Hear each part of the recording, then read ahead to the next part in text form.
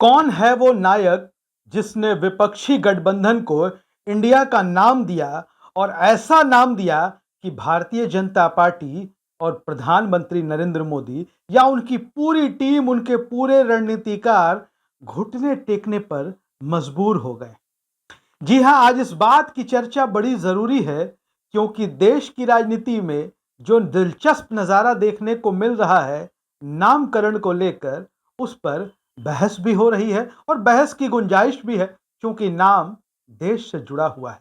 लेकिन आज की इस वीडियो में हम चर्चा करेंगे कि कौन सा वो नायक है, कौन सा वो हीरो है जिसने विपक्षी दलों के इस गठबंधन को इंडिया नाम दिया। एक ऐसा नाम जिसके आगे बोले तो बोले क्या, करे तो करे क्या, विरोध करे तो करे कैसे, पूरी भारतीय जनता पार्टी।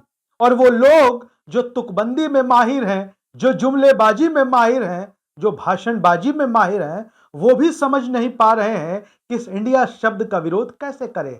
कभी घमंडिया कह देते थे, अब घमंडिया शब्द क्या सूट करता है? कोई शब्द आपने सुना है कभी घमंडिया? हालांकि सोशल मीडिया पर हमने देखा कि घमंडिया के जवाब में लोग लफंगिया लिखने लगे सामने वाले को। अब घमंडिया, लफंगिया, जिस तरीके से शब्दों के व्याकरण को बिगाड़ा जाने लगा, उससे यह पता चल गया कि इंडिया शब्द जो है बहुत अंदर तक घुस गया है। इंडिया शब्द जो है वो इतने अंदर तक घुस गया है कि बहुत दर्द दे रहा है और इस दर्द से निजात कैसे पाए ये पता नहीं लग रहा है। उसके बाद होता क्या है? उसके बाद जो देश की राष्ट्रपति महोदया, महामहिम राष्ट्रपति द्रौपदी मुर्मू जी का जो आमंत्रण पत्र आता है सोशल मीडिया पर, मतलब G20 समिट होने जा रहा है इस देश के लिए बड़ी सौभाग्य की बात है। और मेहमानों के स्वागत में जिस रात्रि भोज का आयोजन किया गया है राष्ट्रपति महोदय के द्वारा, और उस आमंत्रण पत्र पर रिपब्लिक ऑफ इंडिया की जगह रिपब्लिक ऑफ भारत का जिक्र होता है, तो इससे साफ समझ में आता है कि इंडिया गठबंधन जो शब्द है, इंडिया शब्द जो है वो बहुत अंदर तक चुप गया है भारतीय जनता पार्टी को, भारतीय जनता पार्टी के नेतृत्व को और केंद्र की सरकार को। प्राइम मिनिस्टर, प्रधानमंत्री जी के नाम में भी Republic of Bharat, prime minister of Bharat, ये शब्द लिख कर आते हैं। खैर, आज हम आपको बताते हैं कि वो कौन सा महानायक है, कौन सा वो हीरो है जिसने इंडिया गठबंधन को इंडिया नाम दिया था। कई सारी खबरें आपको मिलती होंगी, कोई कहता है नीतीश कुमार, कोई कहता है लालू प्रसाद यादव, कोई कहता है ममता बनर्जी, लेकिन नहीं, इसकी कहानी दरअसल कोई और है। आपको बता दें कि जम्मू कश्मीर के बड़े नेता हैं उमर अब्दुल्ला, उनका नाम आपने सुना होगा। उमर अब्दुल्ला ने नाम नहीं दिया इंडिया, पूरे वीडियो को देखिएगा अंत तक। उमर अब्दुल्ला ने जनसत्ता, जो देश का जाना माना प्रतिष्ठित मीडिया समूह है, उनको एक इंटरव्यू दिया इस मसले पर और बताया कि कैसे इंडिया नामकरण हुआ। उन्होंने बताया कि जब इंडिया गठबंधन की बैठक बेंगलुरु में हो रही थी तो कांग्रेस पार्टी के पूर्व अध्यक्ष राहुल गांधी उनसे यूं ही बात कर रहे थे, अनौपचारिक बातचीत चल रही थी बैठक से पहले।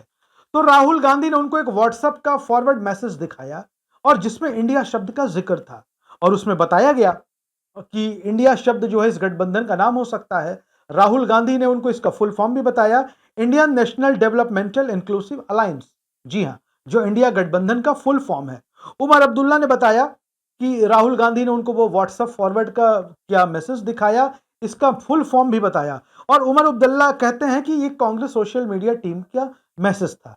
उन्होंने बताया कि Congress social media IT cell जो है, उनकी टीम, उनकी मेहनत और ये इंडिया का नामकरण का प्रस्ताव आया था।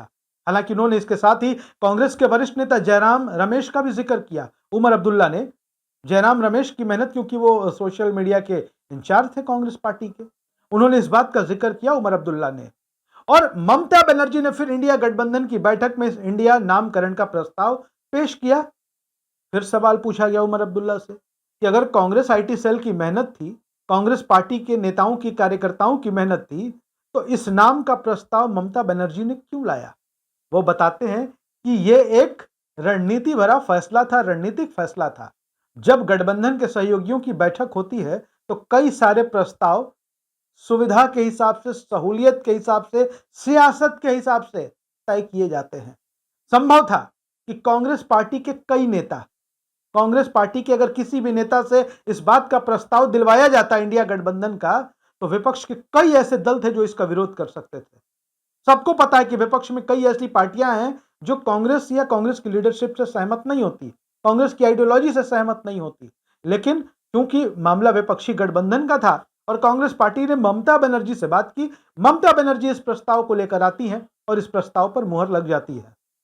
और ममता बनर्जी जब प्रस्ताव लाती हैं तो कई विपक्षी दल इसका विरोध नहीं कर पाते हैं। वो विपक्षी दल जिनका कांग्रेस के साथ भी अच्छे रिश्ते नहीं है, संभव था कि कांग्रेस का नाम आता तो वो इस पर असहमति व्यक्त कर सकते थे। लेकिन जैसे ही कांग्रेस के अलावा दूसरे दल के मतलब ममता बनर्जी ने जैसे ही नाम बताया, वैसे ही जो है सारे दलों का सर्वसम्मति से इस पर फैसला हुआ। और उमर अब्दुल्ला कहते हैं कि यह नाम बड़ा सार्थक साबित हुआ। उमर अब्दुल्ला इस नामकरण के फैसले की सराहना करते हैं, कांग्रेस आईटी सेल के कार्यकर्ताओं की मेहनत की भी सराहना करते हैं और कहते हैं कि यह निर्णय बहुत सही हुआ, इस फैसले की सराहना होनी चाहिए। उन्होंने कहा कि भारतीय जनता पार्टी के नेता इस नाम के सामने आते ही सोशल मीडिया पर अपने बायो को एडिट करने लगे और प्रधानमंत्री जैसे व्यक्ति, प्रधानमंत्री की कुर्सी पर बैठा हुआ व्यक्ति Indian Mujahideen popular front of India मतलब पीएफआई को लेकर सामने आ गया। उन्होंने बताया कि वैसे इंडिया गठबंधन नाम आने के पहले कई नामों के प्रस्ताव आए थे, वामपंथी दलों के नेता भी कई प्रस्ताव दे रहे थे, लेकिन लंबी प्रक्रिया सहमति बनाने को हुई, विचार विमर्श हुआ और विचार विमर्श के बाद इंडिया नाम पर सहमति बन गई। और वही इंडिया नाम आज बीजेपी और प्रधानमंत्री को कितना परेशान कर रहा है, इसकी बानगी आपके सामने है।